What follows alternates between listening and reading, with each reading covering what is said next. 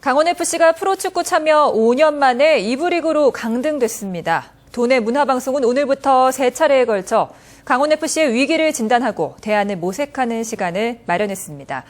오늘은 첫 번째로 강원FC의 강등 원인을 강화길 기자가 심층 취재했습니다. 지난해 강원FC는 가까스로 강등의 위기에서 벗어났습니다. 하지만 올해는 작년 같은 요행수가 통하지 않았습니다.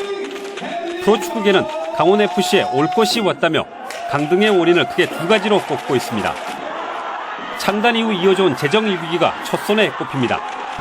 강원FC는 6만 8천 명의 도민주를 바탕으로 90억 원의 자본금으로 출범했습니다. 하지만 자본금은 이미 잠식됐고 20억 원의 빚도 갚지 못하고 있습니다. 모 기업의 재정 지원을 받는 기업구단과 달리 도민구단인 강원은 안정적인 후원처가 없습니다. 특히 2008년 창단 당시 강원도가 30억, 춘천과 원주, 강릉이 10억 원씩 4년 동안 지원하기로 한 약속도 지켜지지 않았습니다.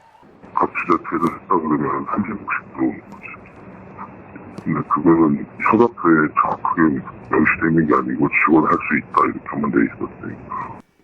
결국 강원FC는 강원랜드에 매달렸습니다. 올해도 40억 원을 후원한 강원랜드가 없었다면 진작에 공중분해됐을 거라는 게 중론입니다.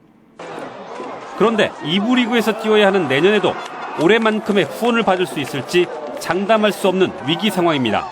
1부하고 그 차이가 천지 차이 나더라고요.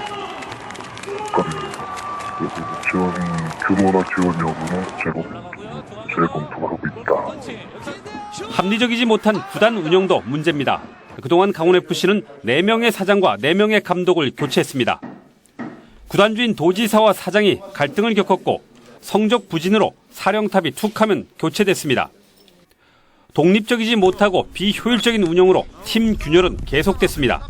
구단주는 구단주로서의 재정적인 확보에 도움을 주시고 구단의 대표이사나 그 이사를 중심으로 해서 선수단은 진정 경기에만 돌입할 수 있는 그런 그 체제가 돼야 되는데 결국 만성적인 경영난에 이은 성적 부진으로 팬들의 외면을 샀고 스폰서나 광고 유치가 안 되면서 우수 선수 확보마저 어려워지는 악순환으로 만년 꼴찌 강등 위기의 팀이라는 오명을 달고 살았습니다.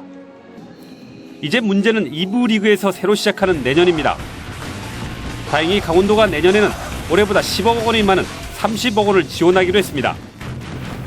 떨어졌다 해서 크게 개의치 않고 열심히 지원을 해야 또 내년에 가서 일부 또 올라올 수 있기 때문에 지원에는 지속적으로 그걸 할 계획으로 있습니다. 구단도 전체 예산의 절반을 차지하는 선수단 운영비를 대폭 줄이는 긴축안을 준비하고 있습니다. 어쩌면 올해보다 더 적극적인 투자와 공격적인 구단 운영으로 오로지 일부 승격을 위한 새판짜기라는 절체절명의 과제가 강원FC에 놓여 있습니다. MBC 뉴스 강화길입니다.